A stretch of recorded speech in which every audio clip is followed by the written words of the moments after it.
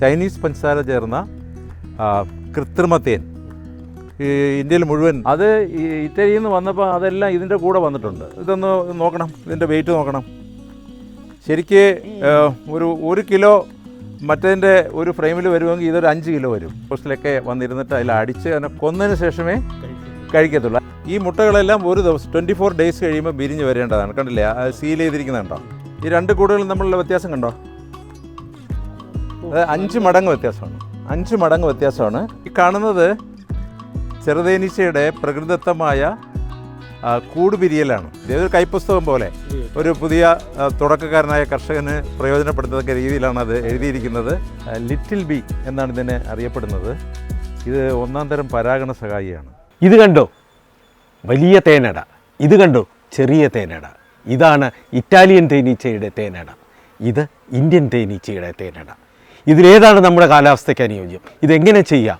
ഇതേക്കുറിച്ച് അറിയാവുന്ന ഒരാളിൻ്റെ അടുത്താണ് നാം ഇന്ന് എത്തിയിരിക്കുന്നത്. Doctor Stephen Devanesan. അദ്ദേഹത്തിൽ നിന്നും ഇതേക്കുറിച്ച് നമുക്ക് കൂടുതൽ മനസ്സിലാക്കാം. നമ്മോടൊപ്പം ഇപ്പോൾ ചേരുകയാണ് ദേവനേശൻ സാർ, കാർഷിക കോളേജിലെ മുൻ ഡീനും തേനീച്ച ഗവേഷണ രംഗത്തെ വിദഗ്ധനുമായ ഡോക്ടർ ദേവനേശൻ സാറിൽ നിന്നും നമുക്ക് ഇതിനെക്കുറിച്ച് കൂടുതൽ മനസ്സിലാക്കാം. നമസ്കാരം സാർ. നമസ്കാരം. നമുക്ക് ഈ തേനീച്ച കൃഷിയെക്കുറിച്ച് ഒന്ന് അറിയാൻ വേണ്ടിയിട്ടാണ് ഞങ്ങൾ ഇന്നിപ്പോൾ ഇവിടെ എത്തിയിരിക്കുന്നത്. അപ്പോൾ സാറിൻ്റെ ദീർഘകാലത്തെ ഈ പരിചയം, അനുഭവ സമ്പത്ത് നമ്മുടെ പ്രേക്ഷകരുമായിട്ടൊന്ന് പങ്കുവയ്ക്കണം. അതിനു വേണ്ടിയിട്ടാണ് ഞങ്ങൾ ഇന്നിവിടെ എത്തിയിരിക്കുന്നത്. നമുക്ക് ആദ്യം ഇന്ത്യൻ തേനീച്ചയിൽ നിന്ന് തന്നെ തുടങ്ങാം. സാർ, ആദ്യമായിട്ട് ഞാനൊന്ന് ചോദിക്കട്ടെ, ഈ നമ്മുടെ കാണുന്ന ഈ തേനീച്ചക്കൂട് ഒരു പ്രത്യേക രീതിയിലാണ്. നമ്മൾ എവിടെ ചെന്നാലും ഇത് കണ്ടു കഴിഞ്ഞാൽ തേനീച്ചക്കൂടാണെന്ന് നമുക്ക് മനസ്സിലാവും. ഈ തേനീച്ചക്കൂടിൻ്റെ നിർമ്മിതിയും ഇതിനകത്ത് എന്തൊക്കെയാണ് ഉള്ളത് എന്ന കാര്യം കൂടി ഒന്ന് പറയാമോ? പറയാമല്ലോ. ശരിക്കും പറഞ്ഞാൽ 1810 കാലഘട്ടങ്ങളിൽ ഫിലാഡൽഫിയയിലെ LL ലാങ്സ്ട്രോത്ത് എന്ന് പറയുന്ന ഒരു പുരോഹിതൻ, അദ്ദേഹമാണ് തേനീച്ചയെ കൗതുകത്തോടെ നിരീക്ഷിച്ച് തേനീച്ചയുടെ ചില സ്വഭാവ വൈവിധ്യങ്ങൾ അദ്ദേഹം നിരീക്ഷിച്ചതിൻ്റെ അടിസ്ഥാനത്തിൽ അദ്ദേഹം മനസ്സിലാക്കിയ ഒരു കാര്യം, ഒരു തേനീച്ചയ്ക്ക് ഒരു കൂടിനകത്ത് പ്രവേശിക്കണമെങ്കിൽ അതിൻ്റെ വാതിലിലൂടെ അകത്ത് കയറുമ്പം ഒരു സ്പേസ്, സൈഡിൽ അതിൻ്റെ മുകളിലൊക്കെ ഒരു നിശ്ചിത സ്പേസ് ആവശ്യമുണ്ട് എന്ന് അദ്ദേഹം തിരിച്ചറിഞ്ഞു. അതിൻ്റെ അടിസ്ഥാനത്തിൽ അദ്ദേഹം ഒരു കൂട് ഡിസൈൻ ചെയ്തു. അതാണ് ആഗോളമായി ലാങ്സ്ട്രോത്ത് ഹൈവ് എന്നറിയപ്പെടുന്നത്. യൂറോപ്യൻ രാജ്യങ്ങളിൽ മുഴുവൻ ഇറ്റാലിയൻ തേനീച്ചയെ വളർത്താനായിട്ട് പ്രയോജനപ്പെടുത്തുന്ന ആ കൂട് തന്നെയാണ്. അത് കഴിഞ്ഞിട്ട് ഇന്ത്യയിൽ റവറൻ ന്യൂട്ടൺ എന്ന് പറയുന്ന അദ്ദേഹം ഒരു പുരോഹിതനാണ്. അദ്ദേഹം നോർത്ത് ഇന്ത്യയിൽ LL ലാങ്സ്ട്രോത്തിൻ്റെ ബി സ്പേസ് തത്വം ഫോളോ ചെയ്തുകൊണ്ട് ഒരു കൂട് ഇന്ത്യൻ തേനീച്ചയ്ക്ക് വേണ്ടി രൂപകൽപ്പന ചെയ്തു. ആ കൂടിൽ 8 ഫ്രെയിമാണ്. അതുപോലെ തന്നെ അതിൻ്റെ ഒരു പ്രത്യേകത എന്ന് പറഞ്ഞാൽ തേക്കിലാണ് ഉണ്ടാക്കിയത്. കാരണം തേക്കിൻ്റെ തടി എപ്പോഴും നമ്മൾ ഒരുപാട് തടികൾ കൂടുണ്ടാക്കുന്നതിന് വേണ്ടി നിരീക്ഷണങ്ങൾ നടത്തിയെങ്കിലും തേക്കിൻ്റെ തടിയിൽ അതൊരു കൂൾനെസ് കിട്ടും. അപ്പോൾ ഈച്ചയ്ക്ക് വളരെ സൗകര്യമാണ്. പിന്നെ നല്ല അതിൻ്റെ ഒരു കറക്റ്റായിട്ടുള്ള മെഷർമെൻറ്റിൽ ഉണ്ടാക്കിയാൽ ദീർഘകാലം നിൽക്കുകയും ചെയ്യും. അതിന് കൂൾനെസ്. പിന്നെ എപ്പോഴും നമ്മൾ മനസ്സിലാക്കേണ്ടത് ആ തേനീച്ച മുട്ടയിടുന്നത് വിരിയാനായിട്ട് 32 മുതൽ 34 ഡിഗ്രി സെൽഷ്യസ് കൂടിനകത്ത് കീപ്പ് ചെയ്യണം. കൂടിപ്പോയാലും കുഴപ്പം, കുറഞ്ഞാലും കുഴപ്പം. അപ്പോൾ അങ്ങനെയുള്ള അത് രൂപകൽപ്പന ചെയ്തുണ്ടാക്കിയ ISI തേനീച്ചപ്പെട്ടികൾ, അത് റവറൻ ന്യൂട്ടനാണ് അത് രൂപകൽപ്പന ചെയ്തത്. അതിനുശേഷം ആ ന്യൂട്ടൻ്റെ തത്വങ്ങളെല്ലാം ഫോളോ ചെയ്തുകൊണ്ട് OMCA മാർത്താണ്ഡത്തിൽ അന്നത്തെ അവിടുത്തെ മാർത്താണ്ഡം സെക്രട്ടറി, അദ്ദേഹം കാനഡയിലുള്ള ഒരു മനുഷ്യനാണ്. അദ്ദേഹത്തിൻ്റെ പേര് ഡോക്ടർ സ്പെൻസർ ഹാച്ച്. അദ്ദേഹം ആ കൂടിനെ ഇവിടെ പ്രചാരത്തിൽ കൊണ്ടുവന്നു. അപ്പോൾ മാർത്താണ്ഡത്ത് കുറേ ആളുകൾ ട്രെയിൻഡായി. പാറശാല, കോടങ്കര. എപ്പോഴും കോടങ്കരക്കാരെ നമ്മുടെ സംസ്ഥാനത്തിൻ്റെ പ്രഥമ തേനീച്ച കർഷകർ എന്ന് പറയുന്നതിൻ്റെ റീസൺ അവർക്ക് OMCA മാർത്താണ്ഡത്തിൽ നിന്നാണ് പരിശീലനം കിട്ടിയത്. പക്ഷേ ഈ ലാങ്സ്ട്രോത്തിൻ്റെയും റവറൻ ന്യൂട്ടൻ്റെയും ആ ശാസ്ത്രീയമായ തേനീച്ച വളർത്തലിൻ്റെ വിദ്യകളാണ് അവിടെ നിന്ന് പഠിച്ചതും. അതുകൊണ്ട് തന്നെ ഇപ്പം മാർത്താണ്ഡം പാറശാലയിലുള്ള ആളുകളാണല്ലോ കാസർഗോഡ്, കണ്ണൂർ അവിടെയൊക്കെ തേനീച്ചയെ മൈഗ്രേറ്റ് ചെയ്ത് കൊണ്ടുവച്ചിട്ട് തേൻ കാലത്തിൽ ഏറ്റവും കൂടുതൽ തേൻ സംഭരിക്കാനായിട്ട് സാധിക്കുന്നതും. ഒരുപക്ഷെ ഇന്ത്യയിലെ ഒരുപാട് സ്ഥലത്ത് നമ്മളെ കേരളത്തിലെ തേനാണ് ഒഴുകുന്നത്. കാരണം കേരളത്തിൽ അത്രയും ശുദ്ധമായ തേനാണ്, പ്രകൃതിദത്തമായ തേനാണ്. പക്ഷേ അതിൽ ജലാംശം ഒരല്പം കൂടുതലാണ്. നമ്മുടെ പ്രകൃതിയുടെ ഹ്യൂമിഡിറ്റി കൊണ്ട് അതിന് നമുക്കൊരു പ്രോസസ്സിങ് ആവശ്യമുണ്ട്. നമുക്ക് കർഷകർക്ക് അതിനുള്ള സാങ്കേതികവിദ്യ വെള്ളായണി കാർഷിക കോളേജിൽ നിന്ന് ഒത്തിരി നമ്മൾ സംവേദനം ചെയ്തു. പ്രത്യേകിച്ചും പണ്ടൊക്കെ ഇന്ത്യൻ തേനീച്ചയിൽ 2 കിലോ തേനെ ഒരു കൂട്ടിൽ നിന്ന് കിട്ടുള്ളൂ. ഇപ്പോഴും നമുക്ക് 10 മുതൽ 25 കിലോ, അത് ഓരോരുടെ അവിടെയുള്ള കാലാവസ്ഥ, പിന്നെ കർഷകൻ്റെ ഒരു മികവ്, അവൻ്റെ ഒരു സമർപ്പണം, അതനുസരിച്ച് കിട്ടും. ഇപ്പം നിലമ്പൂരൊക്കെ നല്ല തേൻ കിട്ടി. പക്ഷേ ചില ജില്ലകളിൽ തേന് കുറച്ച് മോശമാണ് ഇപ്രാവശ്യം. അതിന് കാരണമെന്ന് പറഞ്ഞാൽ കാലാവസ്ഥയിൽ വന്ന മാറ്റം, പിന്നെ ഈ വേനൽ മഴ. അതായത് വേനൽ മഴ ഇങ്ങോട്ട് വന്നു കഴിഞ്ഞപ്പോൾ തേന് ഒലിച്ചുകൊണ്ടിരുന്നത് ഡ്രൈ ആയിപ്പോയി. അപ്പോൾ തേന് ലീച്ച് ചെയ്ത് പോയി. അതിനു മുമ്പേ ഭയങ്കര ചൂടായിരുന്ന സമയത്ത് 2 കാര്യങ്ങൾ സംഭവിച്ചു. തേനീച്ചയുടെ വളർച്ചയെ ബാധിച്ചു. എങ്ങനെയാണത്? അതായത് തേനീച്ചയ്ക്ക് പൂമ്പൊടി ശേഖരിക്കണമെങ്കിൽ, ആ പൂമ്പൊടി എന്ന് പറയുന്ന സാധനം ഒരു സ്ലൈമി സാധനമാണ്. തേനീച്ചയുടെ ശരീരത്തിലെ രോമങ്ങളിലാണ് അതെല്ലാം സംഭരിച്ചു കൊണ്ടുവരേണ്ടത്, പറ്റിപ്പിടിക്കേണ്ടത്. ഈ കാറ്റും വേനലും വരുമ്പം ഈ പൂമ്പൊടി എടുക്കേണ്ടിയ ഈ പൂമ്പൊടി ഡ്രൈ ആയി പോകുന്നു. അപ്പം അതിൻ്റെ ഹെയറിൽ പറ്റിപ്പിടിക്കുന്നില്ല, ഒരു കാര്യം. പിന്നെ തേനിൻ്റെ കാര്യത്തിൽ ഓഫ് കോഴ്സ് ഭയങ്കര വളർച്ച വരുമ്പം തേനിൻ്റെ ജലാംശം അങ്ങോട്ട് മാറിയിട്ട് പെട്ടെന്ന് ഡ്രൈ ആയി പോകും. അങ്ങനെ ഈ രണ്ടും നമുക്ക് പ്രതികൂല സാഹചര്യങ്ങളാണ്. ശരി സാർ, നമുക്ക് ഇനി ഒരു കാര്യം ചെയ്യാം. ഈ തേനീച്ചകളെ പറ്റി ഒന്ന് കണ്ടു മനസ്സിലാക്കാം. എന്താണ് ഇറ്റാലിയൻ തേനീച്ച, എന്താണ് ഇന്ത്യൻ തേനീച്ച, അത് തമ്മിലുള്ള വ്യത്യാസം നമുക്കൊന്ന് പോയി നോക്കാം. ഓക്കെ സാറേ, ഇതാ ഇവിടെ 2 ഡിഫറെൻ്റ് ആയിട്ടുള്ള ടൈപ്പുള്ള കൂടുകൾ കാണുന്നുണ്ട്. ഇതെന്തിനൊക്കെയുള്ള കൂടുകളാണ്? ഇത് ഇറ്റാലിയൻ തേനീച്ചകളുടെ കൂടുകളാണെന്നാണ് എനിക്ക് തോന്നുന്നത്. ശരിയാണോ? അതെ അതെ. അതായത് നമുക്ക് ഭാരതത്തിൽ 5 ജനുസുകളാണ് നമുക്ക് വളർത്താനായിട്ട് തേനെടുക്കുന്നതിന് അല്ലേ ലഭ്യമായിട്ടുള്ളത്. അതിൽ നിങ്ങളെല്ലാം അറിയുന്നത് പോലെ റോക്ക് ബീസ് എന്നറിയപ്പെടുന്ന വൻ തേനീച്ചകൾ, പിന്നെ ലിറ്റിൽ ബി അഥവാ കോൽ തേനീച്ചകൾ മൈഗ്രേറ്ററി ആയിട്ടുള്ളത്, ദേശാടന സ്വഭാവമുള്ളതാണ്. പിന്നെ അതെല്ലാം വൈൽഡ് സ്പീഷീസുകളാണ്. പിന്നീട് നമ്മളിവിടെ ഇന്ത്യയുടെ ഒരു ഏറ്റവും വലിയ സ്വത്താണ് ഇന്ത്യൻ തേനീച്ച എന്ന് പറയുന്നത്. ആ ഇന്ത്യൻ തേനീച്ച നന്നായി വളരുന്ന ഒരു രാജ്യമാണ് ഭാരതം. പിന്നീട് നമുക്കുള്ളത് ചെറുതേനീച്ചകൾ. ആ ചെറുതേനീച്ചകളും നമ്മുടെ കേരളത്തിലാണ്. അതിൻ്റെ ഉള്ള വെള്ളായണി തേനീച്ച പരാഗണ ഗവേഷണ കേന്ദ്രമാണ്.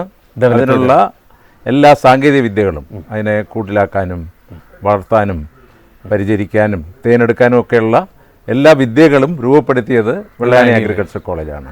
അതിപ്പോൾ ഇന്ത്യയിൽ മുഴുവൻ നന്നായിട്ട് എല്ലാ സംസ്ഥാനങ്ങളും, അതെന്തിനാന്ന് പറഞ്ഞാൽ ഈ പരാഗണത്തിന് ഏറെ സഹായിക്കുന്നതാണ് ചെറുതേനീച്ചകൾ. അപ്പോൾ ആ ചെറുതേനീച്ചകളെ വർദ്ധിപ്പിക്കാനായിട്ടുള്ള ഒത്തിരി ഗവേഷണ നിരീക്ഷണങ്ങൾ നടന്നുകൊണ്ടിരിക്കുകയാണ് വിവിധ ഹോർട്ടിക്കൾച്ചർ ക്രോപ്പിലും അഗ്രികൾച്ചർ ക്രോപ്പിലും ഒക്കെ. പിന്നീടുള്ള ഒരു സാധനം എന്ന് പറയുന്നത് വിദേശി ഇനമായ ഇറ്റാലിയൻ തേനീച്ച. അതായത് 90കളിൽ നമ്മുടെ വളർത്തിയിരുന്ന ഇന്ത്യൻ തേനീച്ചകൾ മുഴുവൻ ചത്തൊടുങ്ങി. വൈറൽ ഡിസീസ് എന്തോ ഒരു അൺനോൺ ഡിസീസായിരുന്നു ആ സമയത്ത്. അപ്പോൾ അതിൻ്റെ പ്രതിവിധി കാണാൻ പ്രയാസം വന്നപ്പോൾ അന്ന് കേരള കാർഷിക സർവകലാശാലയിലെ വൈസ് ചാൻസലറായിരുന്ന ഡോക്ടർ A.M. മൈക്കിൾ സാറിനെ അന്നത്തെ മുഖ്യമന്ത്രി ശ്രീ A.K. ആൻ്റണി യുടെ നിർദ്ദേശാനുസരണം വിളിച്ചു വരുത്തി ഇതിനൊരു ഗവേഷണം തുടങ്ങണമെന്ന് നിർദ്ദേശിച്ചു. അതിൻ്റെ അടിസ്ഥാനത്തിൽ കാർഷിക സർവകലാശാല ഡോക്ടർ A.M. മൈക്കിൾ സാറിൻ്റെ നിർദ്ദേശം അനുസരിച്ച് ആ ഗവേഷണം ഏറ്റെടുത്തു. അതിന് ചുമതല കൊടുത്തത് ഡോക്ടർ എബ്രഹാം ജേക്കബ് എന്ന് പറയുന്ന സാറാണ്. ആ സാറിൻ്റെ വിദ്യാർത്ഥിയായിട്ട് 92 ഞാൻ PhD പഠനത്തിന് ചേർന്നു. അപ്പം ഭാഗ്യത്തിന് ഈ തേനീച്ചയുടെ ഒരു അജ്ഞാത രോഗത്തെക്കുറിച്ച് പഠിക്കാനുള്ള അവസരമുണ്ടായി. സാധാരണ ഇതിൽ 3 വർഷം കൊണ്ട് തീസിസ് തീരുന്നതാണ്. പക്ഷേ ഈ പഠനം തേനീച്ചയായതുകൊണ്ടും ഇത് കേരളം മുഴുവൻ നാശമുണ്ടായി. അന്ന് നാശമുണ്ടായ കേരളം മുഴുവൻ മാത്രമല്ല, തെന്നിന്ത്യൻ സംസ്ഥാനങ്ങളിൽ മുഴുവനാണ്. അങ്ങനെ പഠനങ്ങൾ നടത്തി ഇന്ത്യൻ തേനീച്ചയുടെ രോഗത്തിൻ്റെ കാരണം കണ്ടുപിടിച്ചു. അതൊരു RNA വൈറസാണ്, കോവിഡ് പോലുള്ളൊരു വൈറസാണ്. ആ വൈറസാണെന്ന് കണ്ടുപിടിച്ചു കഴിഞ്ഞപ്പോൾ ഇതിനൊരു പരിഹാരം നിർദ്ദേശിക്കാനായിട്ട് പല ആംഗിളിലും നമ്മൾ മുമ്പോട്ട് പോയി. ആദ്യമായിട്ട് ഇന്ത്യൻ തേനീച്ചയുടെ അതിൻ്റെ സെലക്ഷൻ ബ്രീഡിംഗ് വഴി രോഗത്തെ ചെറുത്ത് നിൽക്കാൻ കഴിവുള്ള ഒരു ജീനിനെ ഡെവലപ്പ് ചെയ്ത് അതിനെ മാസ്സായിട്ട് മൾട്ടിപ്ലൈ ചെയ്ത് ബി ബ്രീഡർമാരുടെ സഹായത്തോടു കൂടെ കേരളത്തിലെമ്പാടും എത്തിച്ച് വളർത്തി വികസിപ്പിച്ച് ഇപ്പോൾ ഏതാണ്ട് 8 ലക്ഷം കോളനികൾ നമ്മുടെ സംസ്ഥാനത്തുണ്ട്. അടുത്ത ഒരു പ്രതിവിധി എന്ന് പറയുന്നത് ലോകത്തൊരിടത്തും ഈ തായ്സാക്ക് ബ്രൂഡ് എന്ന് പറയുന്നതാണ് നമ്മൾ ഐഡൻറ്റിഫൈ ചെയ്ത രോഗം. ആ രോഗം ബാധിക്കാത്ത ഒരു ഈച്ച ഗ്ലോബലി ഉണ്ടെന്ന് മനസ്സിലാക്കിയിട്ട് അതാണ് ഇറ്റാലിയൻ തേനീച്ച. ഇറ്റലിയിൽ നിന്നും അല്ലെങ്കിൽ യൂറോപ്യൻ തേനീച്ച എന്നൊക്കെ പറയും. ഇറ്റലിയിൽ നിന്നും ആ സ്പീഷീസിനെ കൊണ്ടുവന്നു. 90കളിലാണ് ഇവിടെ ഈ രോഗം വന്നത്. ഈ രോഗം വന്നപ്പോൾ നമ്മളും അതിൻ്റെ വിശദ പഠനം ഇന്ത്യൻ കാർഷിക ഗവേഷണ കൗൺസിലുമായിട്ട് ചർച്ച ചെയ്തപ്പോൾ ഇറ്റാലിയൻ തേനീച്ചയെ കൊണ്ടുവരുന്നത് ഒരു മാർഗമായിട്ട് നമ്മൾ നോക്കി. അപ്പോൾ ആ മാർഗമായിട്ട് നോക്കി ഇവിടെ കൊണ്ടുവന്ന് കുറേ കർഷകർ കൊണ്ടുവന്നു. കാർഷിക സർവകലാശാല ഏതാണ്ട് 100 കൂടോളം കൊണ്ടുവന്ന് ഒരുപാട് ഗവേഷണ നിരീക്ഷണങ്ങൾ നമ്മൾ നടത്തി. ഇതിൻ്റെ വ്യത്യാസം എന്ന് പറഞ്ഞാൽ ഇന്ത്യൻ തേനീച്ചയുടെ കൂടെന്ന് പറഞ്ഞാൽ ചെറുതാണ്. അത് ഇന്ത്യൻ ISI സ്റ്റാൻഡേർഡ് അനുസരിച്ച് ഉണ്ടാക്കിയ കൂടുകളാണ്. ഇറ്റാലിയൻ തേനീച്ചയുടെ ഒരു പ്രത്യേകത എന്ന് പറഞ്ഞാൽ ഇതിൽ 10 ഫ്രെയിമുണ്ട്. നമ്മുടെ ഇന്ത്യൻ തേനീച്ചയുടെ ISI കൂടുതൽ 8 ഫ്രെയിമാണുള്ളത്. അത് ചെറിയ സൈസാണ്. ഇത് വലിയ സൈസിലുള്ള ബ്രൂഡ് ചേമ്പറിലും 10 ഫ്രെയിമുകളുണ്ട്, അടകൾ വരും. തേൻ ചേമ്പറിലും ഓരോ ചേമ്പറുകളിലും 10 സാറേ, നമുക്ക് ഈ തേനീച്ച കൂടൊന്ന് തുറന്ന് കണ്ടാലോ? ഗുഡ്. സാധാരണതയിൽ നമ്മൾ ആദ്യമായിട്ട് ചെയ്യേണ്ടത് ഈച്ചകളെ ശാന്തരാക്കുക എന്നുള്ളതാണ്.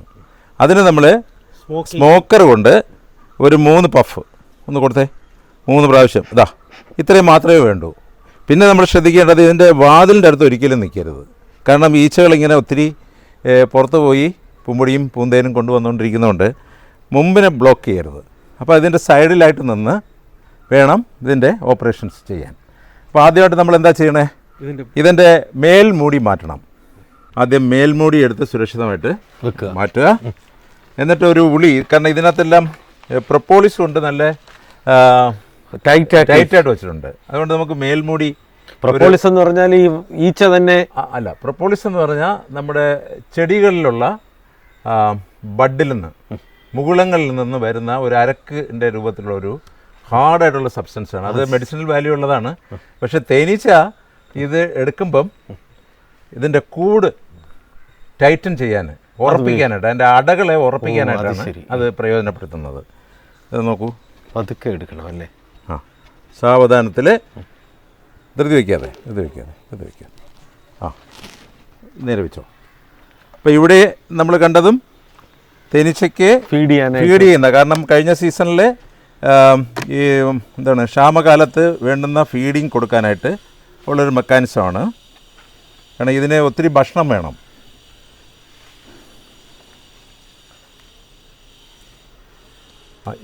ഇതിലുള്ള ഒരു പ്രത്യേകത, നമുക്ക് കൃത്രിമമായിട്ടുള്ള അട നമുക്കിത് വാങ്ങിക്കാൻ കിട്ടും. ഈ അട വെച്ച് ഫിക്സ് ചെയ്ത് കൊടുത്താൽ പെട്ടെന്ന് മറ്റ് ഭാഗങ്ങളെല്ലാം കെട്ടി അവൻ കയറ്റും. കണ്ടോ? ശരി. ഈ അട ഇത് മെഴുകിൻ്റെ ഒരു അടിസ്ഥാനമാണ്. അത് മെഴുകൊണ്ട് തന്നെ ഉള്ളതായിരിക്കണം അതിൻ്റെ ഒരു അടിസ്ഥാനം. ആ അടിസ്ഥാനത്തിൻ്റെ മുകളിൽ കൂട് കെട്ടിക്കയറ്റും. ഇന്ത്യൻ തേനീച്ചയ്ക്ക് ഇത് വേണ്ട. ഇന്ത്യൻ തേനീച്ചയ്ക്ക് അത് ഇട്ടാൽ ഒരുപാട് ദിവസം അതിനെ ലാഭപ്പെടുത്താനായിട്ട് അത് ഞാൻ പറയാം. ഇതാണ് സാധാരണ ഇതിൽ നമ്മൾ ഇട്ട് കൊടുക്കുന്ന, കണ്ടില്ലേ, വാക്സിൻ. ഇത് ഉണ്ടാക്കുന്നതേ അങ്ങനെയാണ്. ഇത് കറക്റ്റായിട്ട് വെച്ച് കൊടുക്കാനായിട്ടുള്ള പ്രൊവിഷൻസ് ഇട്ടാണ് അത് ഉണ്ടാക്കിയിരിക്കുന്നത്. ഇതിൽ ഈച്ചയുടെ എണ്ണം കുറച്ച് കുറവായതുകൊണ്ടാണ് ഇതിൻ്റെ സെല്ലുകൾ ഇങ്ങനെ ഇരിക്കുന്നത്. കാരണം ഇപ്പം നോക്കൂ, ഈ കാലാവസ്ഥയുടെ ഒരു വ്യതിയാനം വന്നപ്പോൾ, മഴ പെട്ടെന്ന് വന്നപ്പോൾ തേനിൻ്റെ സോഴ്സ് കുറഞ്ഞു. അല്ലെങ്കിൽ ഇതെല്ലാം നിറഞ്ഞിരിക്കേണ്ടതാണ്. ഓക്കെ. ഇതിൻ്റെ ബ്രൂഡ് ചേമ്പറും, അതായത് അടിത്തട്ടും മുകളിലോട്ട് എത്ര തട്ടുകൾ വെച്ചാലും എല്ലാം ഒരേ സൈസാണെന്നുള്ളതാണ് ഇതിൻ്റെ പ്രത്യേകത. സെപ്പറേഷൻ വേണ്ട, മറ്റേതുപോലെ സെപ്പറേഷൻ വേണം. അത് ഇത് ക്യൂൻ എക്സ്ക്ലൂഡർ ഷീറ്റ് എല്ലാത്തിനും വേണം. കാരണം റാണി എപ്പോഴും ഇതിനകത്താണ് പ്രവർത്തിക്കേണ്ടത്. ഓക്കെ. ഇതിൻ്റെ ഒരു പ്രത്യേകത എന്ന് പറയുന്നത്, ഇന്ത്യൻ തേനീച്ചയുടെയും ഇതിൻ്റെയും തമ്മിലുള്ള വ്യത്യാസം എന്ന് പറയുന്നത്, ഇതിൻ്റെ ഒരു ഫ്രെയിം തന്നെ 5 ഫ്രെയിമിൻ്റെ സൈസ് വരും. അതെ. അപ്പോൾ 5 × 10 എന്ന് പറഞ്ഞാൽ ഇത് 50. അവിടെയാണെങ്കിൽ വെറും 5 കാണുള്ളൂ. അതെ. അപ്പോൾ അത്രയും വ്യത്യാസം. പിന്നെ ബീസ് കുറച്ച് വലുതാണ്, അതിന് കൂടുതൽ തേന് നുകരാനും പൂമ്പൊടി ശേഖരിക്കാനുള്ള കഴിവുണ്ട്. അതുകൊണ്ട് ഇതിന് നല്ല ഈൽ പൊട്ടൻഷ്യലാണ്. പക്ഷേ നമ്മുടെ പ്രകൃതിയിൽ ഇതിന് ആവശ്യമായിട്ടുള്ള പൂമ്പൊടിയും പൂന്തേനും ഇല്ലാത്തൊരു സാഹചര്യത്തിൽ ഇത് കണ്ടില്ലേ, ഇതിന് മതിയാവോളം ഫുഡില്ല. അപ്പോൾ അതിൻ്റെ വളർച്ച കുറഞ്ഞു പോകും. നമ്മൾ വിചാരിക്കുന്ന തേനും കിട്ടത്തില്ല. ഇപ്പോൾ തേൻകാലത്തിൽ നമുക്ക് കാലാവസ്ഥയിൽ വന്ന മാറ്റം കൊണ്ട് ഒരുപാട് വ്യതിയാനം വന്നിരിക്കുകയാണ്. പെട്ടെന്ന് പ്രത്യേകിച്ച് തിരുവനന്തപുരം ജില്ലയിൽ ഇടയ്ക്കിടെ മഴ വേനൽ മഴ കൊണ്ട് തേന് മുഴുവൻ പെട്ടെന്ന് ബ്ലോക്കായിപ്പോയി. അപ്പോൾ അതുകൊണ്ട് തേനിൻ്റെ സ്രോതസ് കുറഞ്ഞു പോയി. ഇതിലുണ്ടെന്ന് തോന്നുന്നു. ഇതിൽ കുറച്ചുണ്ട്, പക്ഷെ ഇത്ര ഇരുന്നാൽ പോരാ. നമുക്കൊരു ഫില്ലായിട്ട് ഫിൽ ചെയ്യണം. ഇത് അത്രയും ഇതൊന്ന് നോക്കണം, ഇതിൻ്റെ വെയിറ്റ് നോക്കണം. ശരിക്ക് ഒരു കിലോ മറ്റേതിൻ്റെ ഒരു ഫ്രെയിമിൽ വരുമെങ്കിൽ ഇതൊരു 5 കിലോ വരും. അതാണ് അതിൻ്റെ വ്യത്യാസം. അവൻ കൊണ്ട് ഹെക്സഗണൽ സെല്ലിൽ നിറച്ച് ഉണ്ടോ, ഒരു സീൽ ചെയ്ത് വെച്ചിരിക്കുന്നു.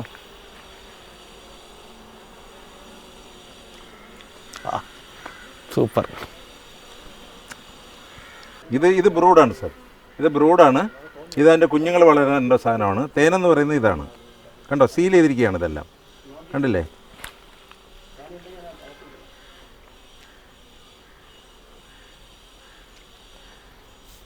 ഈ തേനിൻ്റെ ക്വാളിറ്റിയും വളരെ കൂടുതലാണ്, ജലാംശം കുറവാണ് ഈ തേനിന്. അപ്പോൾ ആ തേനിന് വിലയും കൂടുതലാണ്. പക്ഷേ ഇവിടെ ആകെ ഉള്ള ഒരു പ്രശ്നം എന്താണെന്ന് പറഞ്ഞാൽ നമുക്ക് മതിയാവോളം ഫുഡ് കിട്ടുന്നില്ല, അതിന് തേനെടുക്കാനുള്ള സ്രോതസ്സില്ല, അതാണ് പ്രശ്നം. പിന്നെ ഈ തേനീച്ചയുടെ വളർച്ചക്കാലം വരുമ്പം അതിനെ പിടിച്ചു തിന്നുന്ന ഒരു ബീ ഈറ്റർ ബേർഡുണ്ട്.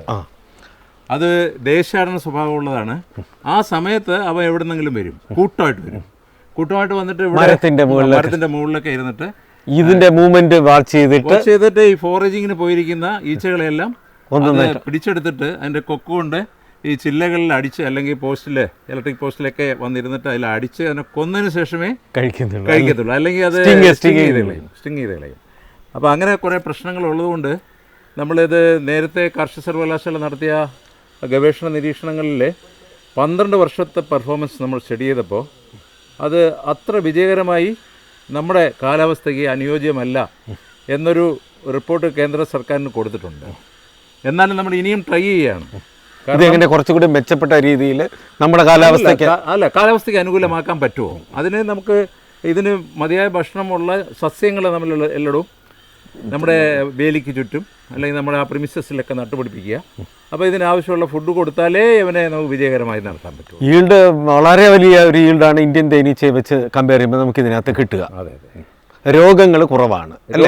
രോഗമുണ്ട്. അതായത് യൂറോപ്പിലുണ്ട എല്ലാ രോഗങ്ങളും ഇതിനകത്തുണ്ട്. European foul brood, American foul brood, Naseema disease, അതുപോലെ പാരസൈറ്റിക് ഡിസീസ്, ഇങ്ങനെ ഒരുപാട് ഡിസീസുകൾ ഇതിനകത്തുണ്ട്. അത് ഇറ്റലിയിൽ നിന്ന് വന്നപ്പോൾ അതെല്ലാം ഇതിൻ്റെ കൂടെ വന്നിട്ടുണ്ട്. അത് ഇന്ത്യയിൽ ഇറക്കുമതി ചെയ്തപ്പോഴും ആ രോഗങ്ങളുടെയും കീടങ്ങളുടെയും ആക്രമണം എല്ലാം അതിൻ്റെ കൂടെ വന്നിട്ടുണ്ട്. അപ്പോൾ ഇതുകൊണ്ട് ഒരു വലിയ പ്രശ്നം ഉണ്ടായിട്ടുണ്ട്. ഗ്ലോബലി ഒരു കോളനി കൊളാപ്സ് ഡിസോർഡർ എന്ന് പറഞ്ഞൊരു വലിയ പ്രശ്നം ഉണ്ടായി. അതായത് വൈകുന്നേരം ഈച്ചകളെല്ലാം വളരെ സന്തോഷമായിട്ടിരുന്നു, നേരം വെളുത്ത് നോക്കുമ്പം ഈച്ചയെ ഒന്നും കാണാനില്ല. അത് എന്താണ് അതിൻ്റെ പ്രശ്നം എന്ന് ഉള്ള ഗവേഷണങ്ങൾ നടത്തിയപ്പോഴാണ് മനസ്സിലായത്.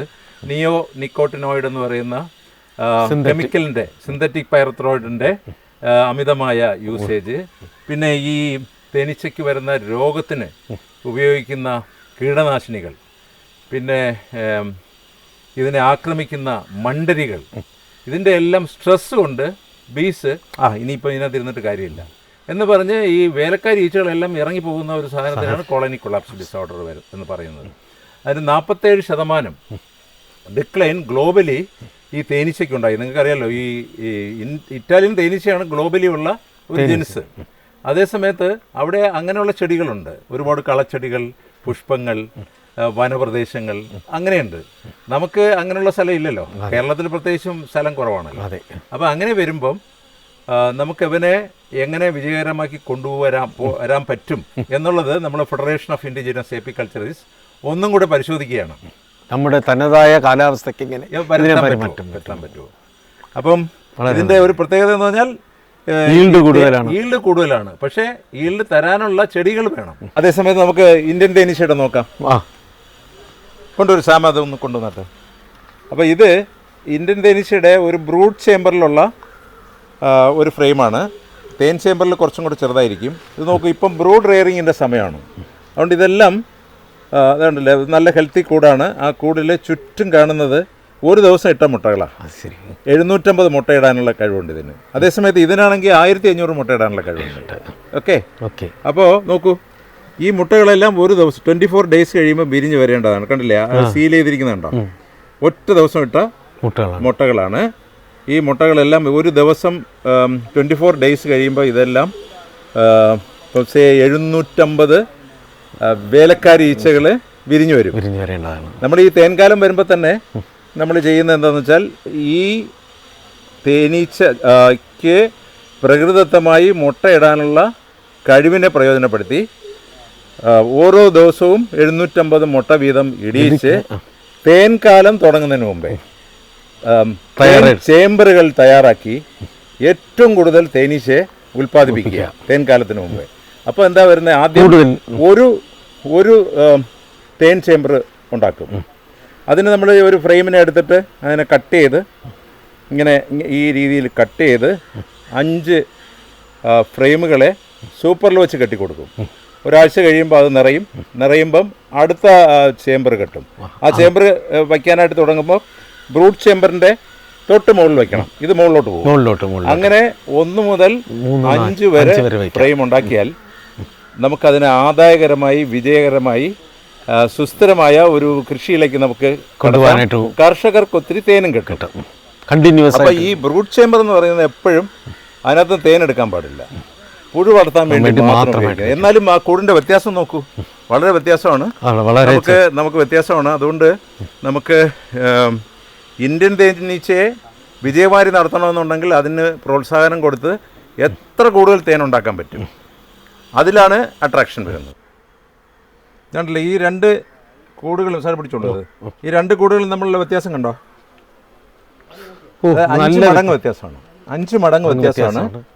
പക്ഷേ നമുക്ക് ഇത്രയ്ക്കും അതിൻ്റെ തേനീച്ചകളുടെ വേലക്കാരി ഈച്ചകളുടെ സൈസ് ഒന്ന് നോക്കൂ, പിന്നെ അതിൻ്റെ കോം സെൽസ് നോക്കൂ, എല്ലാം വ്യത്യാസമാണ്. അത് ചെറുതാ, ഇത് വലുതാ. ഈ തേനീച്ചകൾ ഇതിലോട്ട് മാറി വരാൻ സാധ്യത അതില്ല. അതാണ് ഈ ഒരുപാട് പഠനങ്ങൾ നടത്തി നോക്കി നമ്മൾ. ഇന്ത്യൻ തേനീച്ചയും ഇറ്റാലിയൻ തേനീച്ചയും തമ്മിൽ ക്രോസ് ചെയ്യും. അതൊരിക്കലും നടക്കത്തില്ല. അത് അതിൻ്റെ F1-ൽ വെച്ച് തന്നെ അങ്ങനെ ഈ ആർട്ടിഫിഷ്യൽ ഇൻസെമിനേഷൻ നടത്തി നോക്കിയപ്പോൾ തന്നെ അതിൻ്റെ എംബ്രിയോണിക് സ്റ്റേജിൽ അത് ചത്തുപോകും. അത് ശരി. അപ്പോൾ അതെല്ലാം ഭയങ്കര സയൻസാണ് സാർ. ഈ തേനീച്ചയുടെ ലൈഫ് എന്ന് പറഞ്ഞാൽ ഒരുപാട് കാര്യങ്ങൾ പഠിക്കാനുണ്ട്. അത് വളരെ സ്പെസിഫിക്കാണ്.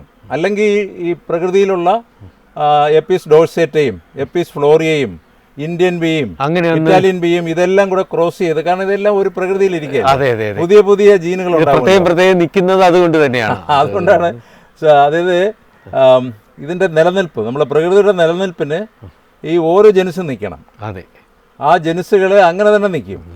അവനങ്ങനെ കയറി ഇണ ചേരത്തില്ല. അത് വളരെ പ്രത്യേകതയുള്ള ഒരു കാര്യമാണ്.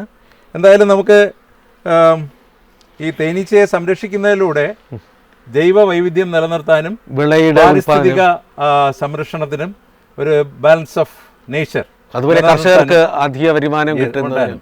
ഇനി എപ്പോഴെങ്കിലും തേനീച്ച ഇല്ലാത്തൊരു സാഹചര്യം വന്നാൽ പിന്നെ ഒരു 4 വർഷമേ ഇവിടെ മനുഷ്യായുസ് ഉണ്ടാവൂ എന്നാണ് ആൽബർട്ട് ഐൻസ്റ്റൈൻ. അദ്ദേഹം ഒരു ഫിസിക്സ്, ജോൺ സാറിനെ പോലെ ഒരു ഫിസിക്സ് ശാസ്ത്രജ്ഞനാണ്. എന്നാലും അദ്ദേഹം പറഞ്ഞിരിക്കുന്നത് ഇല്ലെങ്കിൽ മനുഷ്യനിവിടെ ഉണ്ടാവില്ല. അപ്പം തേനീച്ച ഇല്ലാത്തൊരു പ്രകൃതി എന്ന് പറഞ്ഞാൽ സസ്യങ്ങളുണ്ടാവില്ല, സസ്യങ്ങളില്ലെങ്കിൽ ജന്തുക്കളില്ല, ജന്തുക്കളില്ലെങ്കിൽ മനുഷ്യനില്ല. അപ്പോൾ അങ്ങനെ ഒരു സാഹചര്യം നമുക്കുണ്ടാവും. അത് ഉണ്ടാകാതിരിക്കാൻ എല്ലാവരും ഒരു തേനീച്ചക്കൂടെങ്കിലും ഏത് ജനുസിലുള്ളതാകട്ടെ പരിപാലിക്കണം. അത് നമ്മുടെ വീട്ടുവളപ്പിൽ ഒരു തേനീച്ചക്കൂടെങ്കിലും വളർത്തുന്ന ഒരു സംസ്കാരം നമുക്കുണ്ടാക്കിയാൽ നമ്മുടെ പ്രകൃതിയെ മുഴുവൻ നമുക്ക് സംരക്ഷിക്കാൻ പറ്റും. പിന്നെ ചുറ്റുമുള്ള പഴം, പച്ചക്കറി, തെങ്ങ് തുടങ്ങിയ സസ്യങ്ങളിൽ നമ്മൾ വിചാരിക്കാത്ത തരത്തിലുള്ള പരാഗണവും നടക്കും, വിളവ് വർധനവും ഉണ്ടാവും. ഇത് നിങ്ങൾക്ക് നോക്കുമ്പോൾ അറിയാം, ചെറുതേനീച്ചകളുടെ ഒരു പ്രത്യേകത എന്ന് പറഞ്ഞാൽ അത് സസ്യങ്ങളിൽ നിന്ന് മെഴുകും, അതുപോലെ തന്നെ അരക്ക് പോലുള്ള സാധനങ്ങളും. ഇത് പ്രത്യേകിച്ച് ചക്കയാണ്. ചക്കയിൽ നിന്ന് വരുന്ന അരക്ക് അവൻ ശേഖരിച്ച് കൂട്ടിക്കൊണ്ടുപോയി കുഞ്ഞുങ്ങളെ വളർത്താനും തേനുണ്ടാക്കാനും ഉള്ള കൂട് കൂട്ടാനായിട്ട് സെർമൻ എന്ന് പറയും നമ്മൾ. അത് ചെറുതേനീച്ചയുടെ മെഴുകും ഇതുപോലുള്ള അരക്കുകളും ഈ പ്ലാവിൽ നിന്ന് മാത്രമല്ല ഒരുപാട് ചെടികളിൽ നിന്ന് എടുക്കും.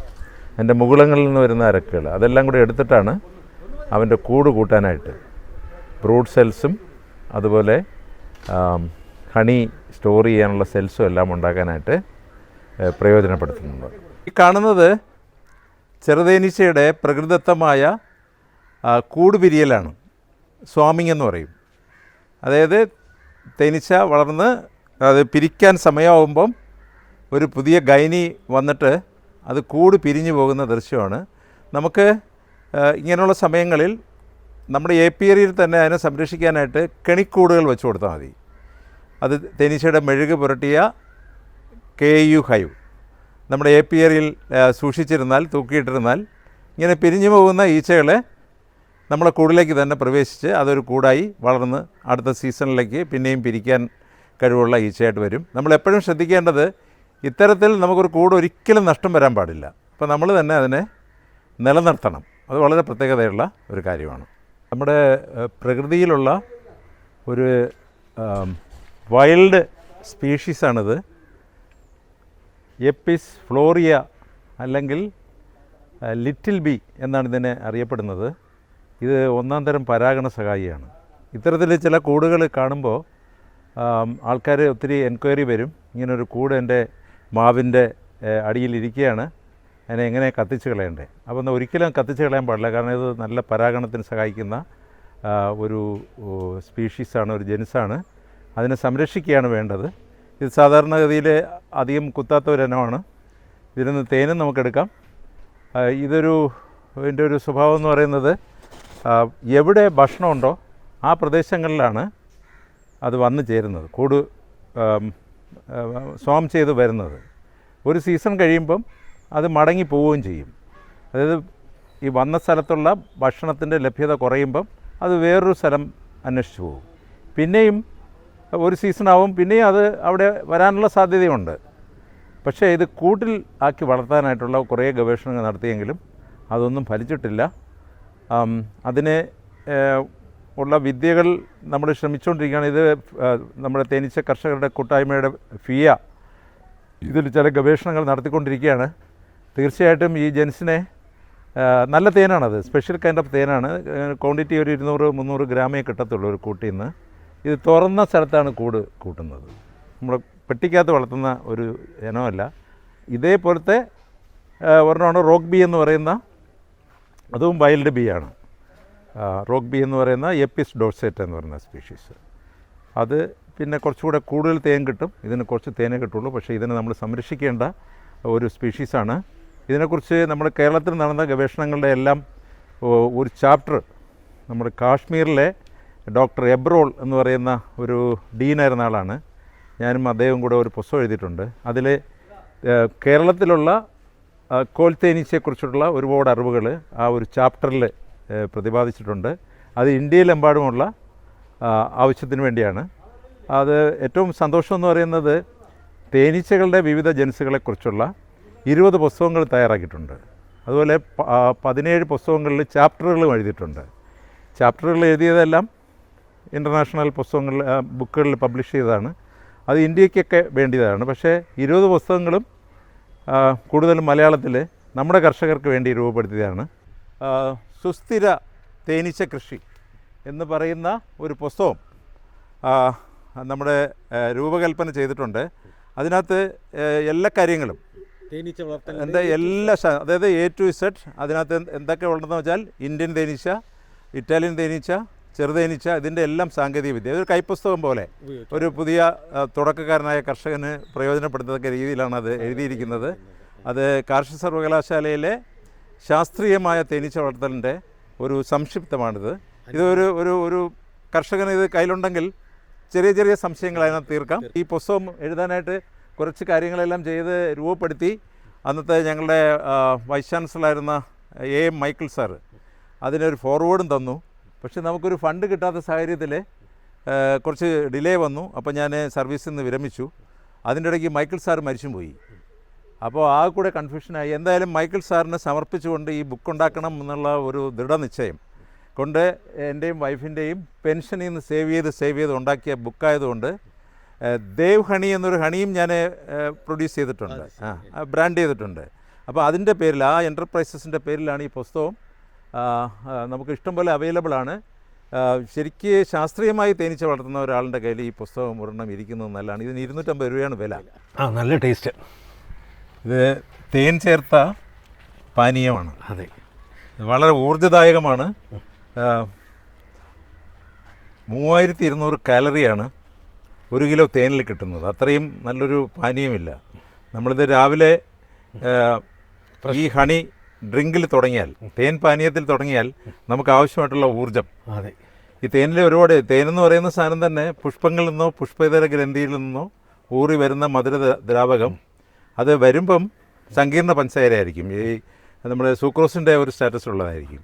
പക്ഷേ തേനീച്ചകൾ അതിൻ്റെ ഹണി സ്റ്റൊമക്കിൽ ചെന്ന് ഇൻവെർട്ടസ് ഡയസ്റ്റസ് എന്നീ 2 എൻസൈമുകളുടെ പ്രവർത്തനത്താൽ അതിനെ ലഘു പഞ്ചസാരകളായ ഗ്ലൂക്കോസ്, ഫ്രക്ടോസ്, മാൾട്ടോസ് തുടങ്ങിയ പഞ്ചസാരകളും പിന്നെ അതിനകത്ത് ഒരുപാട് proteins, amino acids, antioxidants, enzymes ഇതെല്ലാം കൂടെ ചേർന്ന് മിക്സ് ചെയ്ത് ജലാംശം കുറച്ച് കൊണ്ടുവന്നിട്ട് ഹെക്സഗണൽ സെല്ലിൽ സൂക്ഷിക്കുന്നതാണ് നമ്മൾ തേനെന്ന് പറയുന്നത്, ഹണി എന്ന് പറയുന്നത്. അതാണ് ഈ സാധനം. അതാണ് ഇതിലുപയോഗിച്ചിരിക്കുന്നത്. ഇത് നമ്മൾ ഉപയോഗിച്ച് കഴിഞ്ഞാലുള്ള സവിശേഷത എന്ന് പറയുന്നത് നമുക്ക് പെട്ടെന്ന് ഇത് ദഹിക്കണ്ട. ഇത് ആൾറെഡി അതായത് കോംപ്ലക്സ് ഷുഗർ, സിമ്പിൾ ഷുഗറായ ഗ്ലൂക്കോസും ഫ്രക്ടോസും, ഈ ഗ്ലൂക്കോസ് ഉടനെ ഗ്ലൈക്കോജനായി മാറി നമുക്ക് ATP റിലീസ് ചെയ്ത് എനർജി റിലീസ് ചെയ്യും. അപ്പോൾ അത് ഡൈജസ്റ്റ് ചെയ്യേണ്ട ആവശ്യമില്ല. ഡൈജസ്റ്റ് ചെയ്യുന്ന സൂക്രോസിന് ഇൻസുലിൻ ആവശ്യമുണ്ട്, ഇതിന് ഇൻസുലിൻ ആവശ്യമില്ല. പാൻക്രിയാസ് പിന്നെ അത് പ്രൊഡ്യൂസ് ചെയ്യണം. അപ്പോൾ അത്ര ഊർജ്ജദായകമായ ഒരു പാനീയമാണ്. നമുക്ക് വിവിധ തരത്തിൽ ഇത് ഉണ്ടാക്കാം. എപ്പോഴും നമ്മുടെ ഫ്രണ്ട്സൊക്കെ വീട്ടിൽ വന്നാൽ കൊടുക്കേണ്ട ഒരു പാനീയം തേനാണ്. പ്രത്യേകിച്ച് ഈ സമ്മർ സമയത്ത് വളരെ ആരോഗ്യ സംരക്ഷണത്തിനുള്ള, എപ്പോഴും ശുദ്ധമായ ഹണി തന്നെ കിട്ടണം എന്നുള്ളത് അതാണ്. ശുദ്ധമായ ഹണിയുടെ കാര്യം പറയുമ്പോഴാണ് ശരിക്കും പല സ്ഥലങ്ങളിലും നമുക്ക് ലഭ്യമാകുന്ന തേന് ശുദ്ധമായ തേനല്ല. ഫ്രക്ടോസ് ഗ്രാനുൾസ് മിക്സ് ചെയ്യുന്ന ഫാക്ടറികളിൽ നിന്ന് ലഭിക്കുന്ന സാധനം മിക്സ് ചെയ്തെടുക്കുന്ന തേന് ഒരിക്കലും അതിനകത്ത് എൻസൈമുകളില്ല, ധാതുക്കളില്ല, പിന്നെ അതുപോലെ ആൻറ്റി ഓക്സിഡൻസ് ഇല്ല. ഇതെല്ലാം ഇല്ലാത്ത ഒരു സാധനമാണ് നമ്മൾ വലിയ തുക കൊടുത്ത് വാങ്ങുന്നത്. ശുദ്ധമായ തേൻ നമ്മുടെ ഡയറ്റിൽ നമ്മൾ ഉൾപ്പെടുത്തണം അല്ലേ? തീർച്ചയായിട്ടും. അതായത് വെള്ളപ്പഞ്ചസാര ഒഴിവാക്കുക. അത് തന്നെ നമുക്ക് ലൈഫ് എക്സ്റ്റെൻഡ് ചെയ്യാനായിട്ട് സഹായിക്കും. ഒരുപാട് പ്രശ്നങ്ങൾ, ഹൃദയ രോഗങ്ങൾ, അതുപോലെ ജീവിതശൈലി രോഗങ്ങൾ, അതിൽ നിന്നൊക്കെ സംരക്ഷണം കിട്ടും. നമുക്ക് ഷുഗർ ലെവല്, അതുപോലെ എല്ലാ സിസ്റ്റവും കറക്റ്റായിട്ട് ഫങ്ഷൻ ചെയ്യും. തേനിനെ നമ്മൾ സാധാരണ ഒരു സൂപ്പർ ഫുഡായിട്ടാണ് വെച്ചിരിക്കുന്നത്, സർവ്വരോഗ സംഹാരിയായിട്ടാണ് തേനിനെ വെച്ചിരിക്കുന്നത്. നമ്മുടെ പുരാണങ്ങളിലൊക്കെ അതിനെക്കുറിച്ച് പറയുന്നുണ്ട്. അപ്പോൾ നമുക്ക് അതേസമയത്ത് ഇപ്പോഴുള്ള ഒരു വലിയ പ്രതിസന്ധി നേരിടുന്നുണ്ട്. നമ്മൾ ചൈനീസ് പഞ്ചസാര ചേർന്ന കൃത്രിമ തേൻ ഈ ഇന്ത്യയിൽ മുഴുവൻ ഇപ്പം വിൽപ്പനയ്ക്ക് കിട്ടുന്നത്, അത് കുറച്ച് വില കുറച്ച് കിട്ടും എന്നുള്ളതുകൊണ്ട് ആളുകൾ അത് പോയി വാങ്ങാനായിട്ട് തുടങ്ങുകയാണ്. അത് നമുക്ക് ഒരിക്കലും ഒരു തേനിൻ്റെ സ്റ്റാറ്റസിലുള്ളതല്ല. അതിന് ചിലപ്പോൾ ഒരു 50 രൂപയുടെ വിലയെ കാണത്തുള്ളൂ. പക്ഷേ ഇപ്പോഴുള്ള തേനിന് 600 മുതൽ 800 രൂപ വിലയുള്ളതാണ്. അത് കർഷകർ കഠിനാധ്വാനം ചെയ്ത് തേനീച്ചകൾ പുഷ്പങ്ങളിൽ നിന്നും പുഷ്പ ഗ്രന്ഥികളിൽ നിന്നും ശേഖരിച്ച് സംഭരിച്ച് സൂക്ഷിക്കുന്ന ആ തേന് തന്നെ നമ്മൾ ഉപയോഗിച്ച് കഴിഞ്ഞാൽ നമുക്ക് വെൽനെസ്സിന് അത് വളരെ ഗുണം ചെയ്യും. അപ്പോൾ അതിനു വേണ്ടി ഞങ്ങൾ ഫെഡറേഷൻ ഓഫ് ഇൻഡിജിനസ് എപ്പിക്കൾച്ചറിസ്റ്റ്, അത് തേനീച്ച കർഷകരുടെ കൂട്ടായ്മയാണ്, ഇടമല എന്ന് പറയുന്ന ഇതിൻ്റെ തൊട്ടടുത്ത് തന്നെ, അവിടെ നമ്മളൊരു നാച്ചുറൽ പ്യുവർ ഹണിയുടെ ഒരു ഹബ്ബ് ഉണ്ടാക്കുകയാണ്. അതിനുവേണ്ടി ഒരു പദ്ധതി ഇന്ത്യ ഗവൺമെൻറ് സമർപ്പിച്ചിട്ടുണ്ട് MSMEക്ക്. അത് കിട്ടിക്കഴിഞ്ഞാൽ ഒരു പ്രോസസ്സിംഗ് പ്ലാന്റ്, അതുപോലെ തന്നെ മൂല്യവർദ്ധിത ഉൽപ്പന്നം ഉണ്ടാക്കാനുള്ള ഒരു ലബോറട്ടറി, പിന്നെ തേനിൻ്റെ ഒരു ഔട്ട്ലെറ്റ്, ആർക്ക് വേണമെങ്കിലും വാങ്ങാനായിട്ടുള്ള സൗകര്യങ്ങളെല്ലാം ചെയ്യാനായിട്ടാണ് പിയ പ്രതിജ്ഞ എടുക്കുന്നത്. അതുപോലെ തന്നെ ശാസ്ത്രീയമായ തേനീച്ച വളർത്തലിൽ അവബോധം സൃഷ്ടിക്കാനായിട്ടുള്ള എല്ലാ കാര്യങ്ങളും, അതിനുള്ള കോച്ചിങ് പരിപാടികളെല്ലാം, പരിശീലന പരിപാടികൾ, അതുപോലെ റിഫ്രഷർ ട്രെയിനിങ് പ്രോഗ്രാം, ഇതെല്ലാം സംഘടിപ്പിക്കാനുള്ള ശ്രമമുണ്ട്.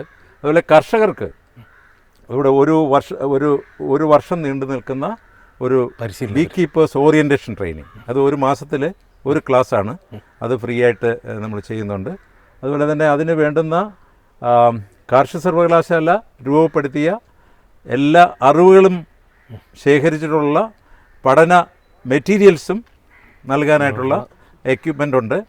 ഒരു ചെറിയ ഒരു വിഷനാണത്. എന്ന് വെച്ചാൽ നമ്മുടെ ആളുകൾ വഞ്ചിക്കപ്പെടരുത്, ആളുകളുടെ വെൽനെസ് പ്രധാനമാണ്.